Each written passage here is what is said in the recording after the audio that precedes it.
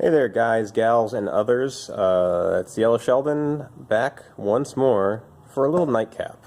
Having already done the video on the disc brake adapters, it occurred to me that I wanted to give you guys an update on my sort of passion project that has been a little while in the making. I've touched on this before, and I had a version 1.0 of this Nukeproof track hub. But it didn't work out. I didn't use sound reasoning, and I also used inferior materials because it was really just sort of off the cuff. Sometimes these little projects come to me in a moment, and I'll just sort of half-ass them together, and then it'll take a little while to get the actual final project. So, how this came together? Well, the story is old as hell. To go rewind all the way back to the beginning of the project Nukeproof track hub, there is a very rare, weird old bike that was made by Ibis, famous for their mountain bikes, called the Ibis Scorcher. The Ibis Scorcher, it's like a reinterpretation of an old English like path racer bike. So it's like it looks like a road bike, but it has really strange swept back handlebars. It's got fairly large clearance for bigger tires, and it's a fixed gear. Like it's designed like a, I don't know, almost like a fixed gear cyclocross bike. And there were these old bikes, which I encourage you to look up because they're kind of cool looking, called Scorchers. And Scorcher bikes were, one speed, fixed gear. They were classic sort of British getting around town bikes, riding on trails and paths. So Ibis made one of those in the early 90s, like 92, 93, somewhere in there. And the first one that I ever saw, I actually, it was on some guy's blog. The internet's so different now. Crisp, clean photos, usually everything's sort of like hyperlinked and archived and all this good stuff. I can't remember where I found it, but there was some fella who had an Ibis Scorcher, and it was just like his commuter bike, and it had what he claimed was a fucking nuke-proof track hub, and there was sort of blurry photographs of it. Now, ever since that day, I was obsessed with finding a nuke-proof track hub. I thought there's pretty much nothing cooler than, because let's be honest, like Nukeproof is like the goddamn radiation logo is their logo. Rough-hewn carbon fiber centerpieces, beautiful stuff. So, I looked and looked and looked, and damned if I'm fairly certain that they didn't make one. So what I think is either homeboy way back in the 90s. No, he couldn't have. This I think is pre the Surly Fixer conversion kit, which would change the hub from a free hub to a fixed gear. So maybe this guy knew somebody at Nukeproof and had them make him a one-off. It could be that there was a sponsorship deal that I was unaware of, where like Nukeproof made a small run of track hubs for like a track team. In any case, it also could have been that he is living dangerously and he simply took a Nukeproof freewheel hub and like red Loctited a track cog onto it. That's definitely a possibility. You can respace the axle on those. Maybe it was one of those. Now that I think about it, it was probably that scenario. That said, my obsession never abated. So, when someone came in with a broken Nukeproof hub, one where the flanges of the hub shell had come unbonded from the carbon fiber tube in the center, I thought to myself, here's my chance. I'm going to do something super stupid that doesn't matter to anyone but me. And lo and behold, we've done it. Now, how do we do it? All right, so number one, the hub was all pulled apart. And number two, I wanted to make sure, using back of the napkin calculations, that dimensionally it would be what I wanted it to be before I started building the wheel. So I took I believe like an American Classic track hub, and just sort of figured out the dimensions. Center to flange, where to set everything up so that I get a proper 42 millimeter track chain line.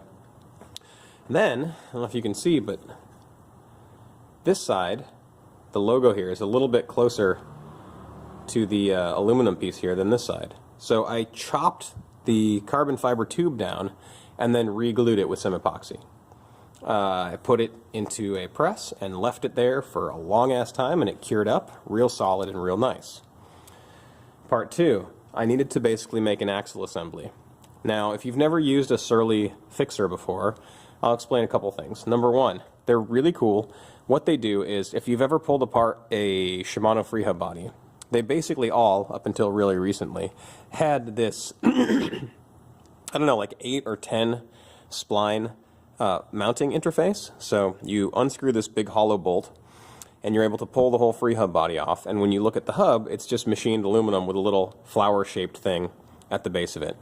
So the Surly fixer was a nicely machined piece of aluminum, and it was the only.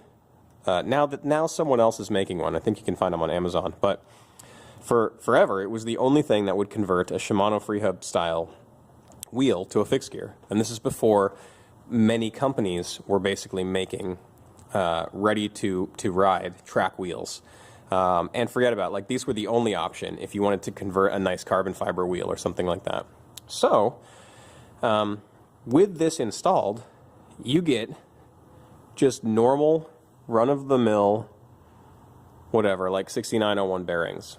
You can run a 10x1 track axle and a normal bearing sleeve. So these are like shouldered. They're sort of shaped like a, I don't know, like a tube with the shoulder. So this is easy.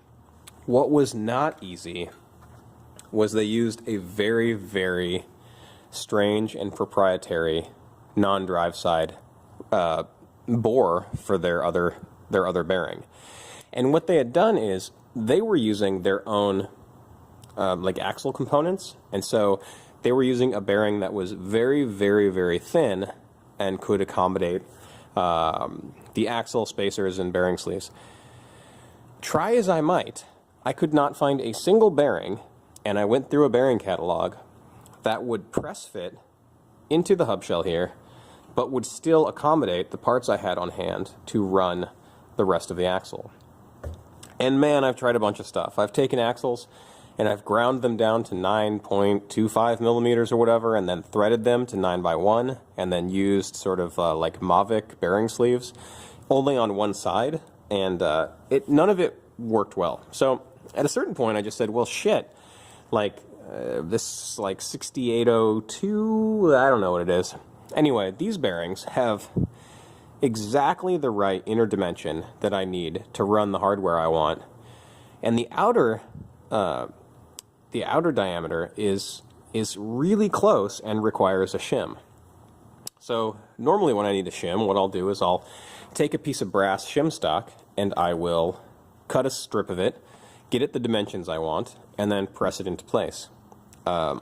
In theory, this works okay, especially if you use something additional like quick metal or epoxy or something to sort of, probably not 600 series Loctite. That probably wouldn't be strong enough. But anyway, you put something in there to sort of gel the whole kit and caboodle together, and, you know, ostensibly it will work. However, after a day of riding, I lost my shim, and the bearing was dangling around the axle. So I hung it back up at work and thought, someday you're going to figure this out. And it's quite obvious to those of you who actually do stuff that it's not a hard problem to figure out. I mean, I can get the exact shim I need. I could manufacture it. I just wanted to do this for free with stuff that was lying around. So yes, technically, like if you have friends in industry or machinists, it's like a 10-minute problem. Oh, what dimension does it need to be? Okay, I'll make a ring that's that dimension. And then you epoxy it, press it in, and now you have a new surface for the bearing to be pressed in. Still, I wanted to do it with what was on hand. And the inner diameter of the hub there is almost exactly the right size for a press fit of 22.2, so 7/8 of an inch. In fact, it really couldn't be any better. Anything that's 22.2 literally presses in with the same degree of difficulty as you would expect a bearing to press in to a press fit fitting like this. So what is that? Any answers? Anybody out there? That's a handlebar. Like flat bars, riser bars, outer diameter is 22.2. Still, I thought about that first time out. I thought about it and just realized the wall thickness it's way, way too thick. I'm never going to get any bearing in there, let alone this bearing that has sufficient ball bearing size for me to not just blow this thing apart every time I ride it. The other day I looked up, saw the wheel, and it occurred to me, I have cut up pieces of titanium handlebars. Titanium, especially the ones that were made by Titech and Bontrager, they are paper thin. Like, the walls are just incredibly thin. What if I used one of those as my shim? So, disappointingly, the outer diameter was perfect, but the inner diameter, I dropped the bearing in, and although it touched every surface of the wall, it still just fell in. Luckily, I was holding the handlebar vertically, and I noticed something. The bearing fell for a small amount, and then it stopped. And I remembered that these are taper wall titanium handlebars. So, the wall thickness of the titanium is not consistent. You have very, very, very thin tie where you put your hands, and then the wall gradually, very gradually, gets thicker until it gets to the part where the stem clamps, right? So, all I had to do was sort of start cutting chunks off until I found the part where it was exactly the right inner diameter for me to press fit my bearing. So, I did, cut it down. You may notice that it's protruding a little bit. That is, in fact, on purpose. I wanted to use a double stack of bearings. So there's actually two of these bearings sitting on top of each other in there. The one bearing, it's such a small bearing, I really didn't trust it. So, yeah. Pressed in the titanium sleeve. Perfect fit. It's not going to come out. Press fit the first bearing. Press fit the second bearing. Then had a total freak out about bearing retrieval. I thought to myself, oh shit, is this permanent? Are you ever going to be able to get these out? Yeah, you can get them out. There's plenty of clearance underneath the bearing for like a slide hammer and a blind bearing puller. So, and yeah, I pushed the bearings in, and what do you know? Boy howdy, folks, we got a Nukeproof track hub, a legit usable Nukeproof track wheel. Anyway, I was super stoked. I thought it was neat. It's been a year in the making, and I guess my main lesson to you would just be this. One, if you own a YouTube channel, definitely invest in a computer where you can edit stuff and cut together segments so you don't have to jiggle the camera around and look like a douchebag.